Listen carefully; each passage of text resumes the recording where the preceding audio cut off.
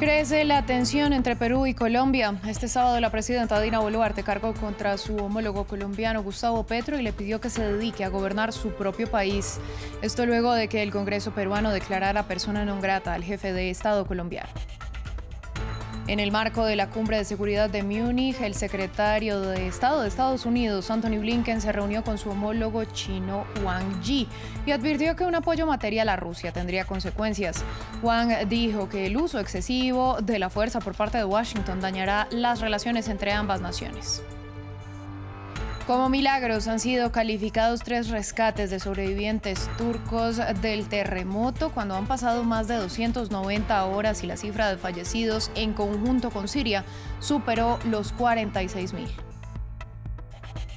En France 24 estamos de vuelta con las noticias que marcan la jornada. Soy Valentina Torres Sánchez y es un gusto acompañarlos. Damos inicio en América Latina porque crece la tensión entre los gobiernos de Perú y Colombia. La presidenta peruana Dina Boluarte cargó contra Gustavo Petro y le exigió que se dedique a gobernar su propio país.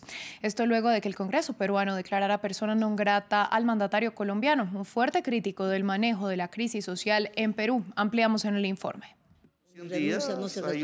La tensión entre Perú y Colombia ha escalado hasta el punto que el viernes el Congreso peruano declaró persona non grata al presidente Gustavo Petro. El punto de la discordia, un comentario del mandatario colombiano criticando la acción policial peruana en las protestas contra el gobierno. En Perú, los policías marchan como nazis contra su propio pueblo, rompiendo la Convención Americana de los Derechos Humanos. La medida contra Petro, que ha apoyado al expresidente Pedro Castillo desde que salió del poder y no ha reconocido a Dina Boluarte como presidenta, prohíbe al presidente de izquierdas volver a pisar Perú e implica un quiebre en las relaciones bilaterales entre Colombia y Perú. Yo desde acá le digo al señor Petro que se dedique a gobernar Colombia, que también sus calles se están llenando de protestas, y que nos deje a nosotros los peruanos resolver las nuestras. No obstante, pese al enfado de Lima, el presidente colombiano no ha sido el único que ha señalado comportamientos inapropiados por parte de la policía peruana. En el marco de las manifestaciones que exigen elecciones anticipadas y la dimisión de Dina Boluarte en el país andino, Amnistía Internacional acusó a las autoridades de hacer un uso ilegítimo de armas contra civiles, con un sesgo racista y clasista, especialmente contra los indígenas. El número de muertes arbitrarias por la represión estatal se encuentra concentrado de manera desproporcional en regiones con población mayoritariamente de pueblos indígenas. Por el mismo motivo, el gobierno de Perú también ha tenido tensiones con otros países de la región, como México o Bolivia. En la región de Sucumbíos, en plena selva amazónica ecuatoriana, todavía quedan los vestigios de la actividad petrolera de 3 décadas de la empresa estadounidense Texaco. Algunos pozos cerraron y empezó una ardua batalla judicial por la limpieza de la zona, pero en la actualidad activistas y comunidades locales siguen reclamando justicia ambiental luego de verse afectados por la contaminación y la pobreza. Más detalles en el siguiente informe. Oro verde por oro negro. En pleno corazón de la Amazonía ecuatoriana, la extracción de petróleo por parte de la empresa estadounidense Texaco Gulf durante décadas cambió la vista para siempre. Algunos de los más de 300 pozos ya cerraron, pero el paisaje todavía está lleno de oleoductos, camiones cisterna y refinerías. Texaco lo que hizo fue, aquí en la Amazonía ecuatoriana, causar un desastre ambiental por su ambición económica, sin respetar la vida de quienes vivimos acá. Para los habitantes de la región, así como para los expertos, la industria petrolera en la zona ha sido sinónimo de pobreza y contaminación, llegándose a verter unos 60 millones de litros de líquidos nocivos durante la época de actividad, lo que terminó afectando a la salud de campesinos e indígenas que habitan en la zona. Existe un 130% más de desarrollo de cáncer, un 111% más de infertilidad y un 150% más de abortos. La pelea judicial de más de 30 años para asumir responsabilidades del desastre natural terminó involucrando a altos tribunales internacionales, pero todavía hoy no hay solución para las comunidades locales, que apelan a la concienciación y a no cejar en la lucha. ¿Cuál es la esperanza? La lucha social. Entender el rol que juega la Amazonía en el equilibrio del clima en el mundo y defenderla. En paralelo, el gobierno de Guillermo Lasso apostó por redoblar las actividades petroleras en las zonas en activo, con el objetivo de extraer 1 millón de barriles diarios. Hablamos ahora de Brasil porque el presidente Luis Ignacio Lula da Silva se enfrenta a una problemática compleja y es las armas de fuego en manos de particulares. Antes de que Jair Bolsonaro llegara al poder, la cifra era de 1.3 millones. Al terminar su mandato, el número se acercó a las 3 millones de armas, según dos ONG. Para analizar esta información, conectamos con Dario Pignotti, analista político y corresponsal en Brasil de la agencia italiana ANSA. Bienvenido a France 24. ¿Cómo facilitó Bolsonaro la compra de armamento a particulares para que el número aumentara de esta forma? Buenas noches. A través de dos tipos de medida. Una, por ejemplo, era la de conceder carnets, autorizaciones como cazadores y coleccionadores a personas que no tenían prácticamente ningún atributo para ello y ninguna preparación. Y segundo, liberando el número de armamentos. Por ejemplo, alguien que se presente como cazador o coleccionador puede comprar hasta 15 fusiles por año y 6.000 municiones, prácticamente un arsenal de guerra. Esto hizo que en 4 años de gobierno de Bolsonaro, el número de estas personas que se hacen pasar o que dicen ser cazadores o coleccionadores es prácticamente igual al número de policías de todo el país. Es decir, una sociedad armada que por lo demás, en su mayoría, estos cazadores y coleccionadores son simpatizantes del expresidente. Bueno, para nadie es un secreto la fuerte polarización que enfrenta Brasil y en este contexto, pues el elevado número de armas se convierte en una preocupación. ¿Qué está haciendo Lula actualmente para enfrentar esta situación? Tomó dos tipos de medidas. Una semana antes de tomar el poder, a través de sugerencias, se impidió que sugerencias que se convirtieron en medidas de control, se sugirió que no pudiera haber desplazamiento de personas con armas el día 1 de enero de 2023 y luego que el control de las armas deje de estar bajo la jurisdicción del ejército. Como ustedes saben, buena parte de los miembros de las Fuerzas Armadas también son simpatizantes del expresidente Bolsonaro y pasen a jurisdicción de la Policía Federal. Claro que esto todavía habrá que ver, habrá que medir en su eficacia. Por lo pronto, hace 2 días, el Supremo Tribunal Federal, y frente a una apelación de grupos que defienden el armamentismo, dijo que las medidas de Lula son constitucionales, por lo cual hay una luz verde para que esta política de control de las armas avance. Decimos control, porque por lo pronto no hay medidas o no hay anuncios de medidas que retiren ese arsenal del poder civil o de los civiles que las tienen bajo su jurisdicción.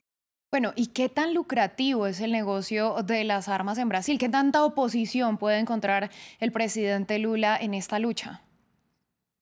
Igual que ha ocurrido en Estados Unidos, ustedes saben, el gobierno del expresidente Bolsonaro tomó como referencia, como ejemplo, varias de las medidas de poder del gobierno de Donald Trump. El lobby armamentístico en Brasil es muy poderoso y también el lobby social y el lobby legislativo, tanto que no solo hay en la Cámara de Diputados el bloque de la bala, así llamado, compuesto por exmilitares y por policías, y ahora surgió un nuevo bloque parlamentario, el de los cazadores y coleccionadores, que son una decena. Por tanto, si unimos el poder económico y su capacidad, entre comillas, de fuego, más el poder legislativo, no será tan sencillo para el presidente Lula, que no cuenta con buena presencia, con mayoría, ni en la Cámara de Diputados ni en el Senado, revertir o hacer frente a este poder, insisto, un poder legislativo y económico muy fuerte en favor de estos millones de aparentes cazadores y coleccionadores. Pues señor Pignotti, a usted muchas gracias por su análisis y por compartirlo con nosotros en France 24. Muchas gracias. Vamos ahora hasta Alemania, donde se lleva a cabo la Conferencia de Seguridad de Múnich. En el marco del encuentro, el secretario de Estado de Estados Unidos, Antony Blinken, se reunió con su homólogo chino, Wang Yi. En la reunión, Blinken condenó la violación a la soberanía estadounidense con el supuesto globo espía y le advirtió a Beijing que habrá consecuencias si brinda apoyo material a Rusia. La conferencia ha girado en torno a Ucrania y a la entrega de armamento, mientras que en la ciudad se han registrado manifestaciones a favor de la paz. Lea Yojael tiene los detalles. 2 manos inflables gigantes partiendo un rifle por la mitad. Bajo el lema "Queremos la paz", centenares de personas se reunieron para protestar al margen de la Conferencia de Seguridad de Múnich. exigen el fin de las entregas de armas a Ucrania. Es sencillamente importante que no podamos suministrar armas permanentemente, porque entonces la guerra no se detiene. Cada día que se suministran armas muere gente de ambos bandos, y estas personas cuentan. Es importante entablar negociaciones de paz. Ciertos manifestantes afirman que el dinero invertido en armamento y belicismo podría emplearse mejor en iniciativas de paz. Otros sostienen carteles pidiendo la salida de Alemania de la OTAN y banderas de las regiones rebeldes sirias y del Kurdistán para pedir el fin de la venta de armas a Turquía. Nuestro mensaje es que queremos que la gente se resista a las crecientes guerras que se están librando, no solo en Ucrania, sino también en otros países, y que quede realmente claro que el gobierno alemán no debe continuar con el armamento, con la exportación de armas y la guerra. La protesta se cruzó con una manifestación pro-Ucrania pidiendo también la paz, pero sobre todo ayuda al pueblo ucraniano de parte de la Unión Europea. En sus pancartas se puede leer: sin armas no hay protección y dejen de matar a nuestros hijos. Continuamos con información del terremoto que devastó el sureste de Turquía y el noroeste de Siria, porque ya son más de 46.000 los fallecidos. Esto al tiempo que los afectados tratan de sobrevivir tras perderlo todo. Samuel Salgado nos amplía. Imágenes de dron muestran la magnitud de la destrucción. Al menos 264.000 apartamentos quedaron destruidos luego de los devastadores terremotos del 6 de febrero en Turquía y Siria. Sin embargo, entre las montañas de escombros todavía se encuentra vida. Los casos son extraordinarios.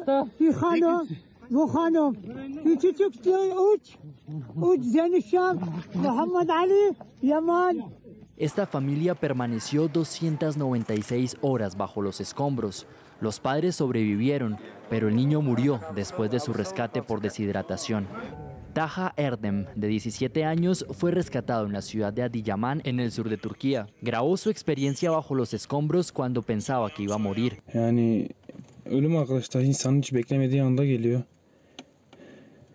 Al otro lado de la frontera, en Siria, las operaciones de rescate finalizaron hace unos días. Italia y la comunidad europea respondieron al llamado de auxilio de Bashar al-Assad. Esto ha permitido la actuación conjunta del bloque en la entrega de ayuda humanitaria, a pesar de las sanciones internacionales que pesan sobre el régimen sirio. No es momento de hablar de política, debemos unirnos. Estados Unidos, país que no reconoce al régimen de Bashar al-Assad, prometió $85 millones en ayuda tanto a Turquía como a Siria a través del programa USAID. Corea del Norte lanzó un misil balístico Hwasong-15, el segundo con mayor alcance de esta nación. El aparato se estrelló en la zona económica marítima japonesa, según Tokio, que denunció una nueva provocación de Pyongyang. Sobre la isla japonesa de Hokkaido, una bola de fuego atravesó el cielo. Difundidas por la televisión japonesa, estas imágenes serían las de un misil disparado el sábado por Corea del Norte. Antes, Corea del Sur dio la alerta. El anuncio fue seguido por viajeros en la estación de tren de Seúl. El misil recorrió 900 kilómetros antes de estrellarse en la zona económica exclusiva de Japón, según Tokio. Estos disparos son una provocación a la comunidad internacional en su conjunto y naturalmente hemos protestado enérgicamente. La seguridad del pueblo japonés es lo más importante antes que cualquier otra cosa.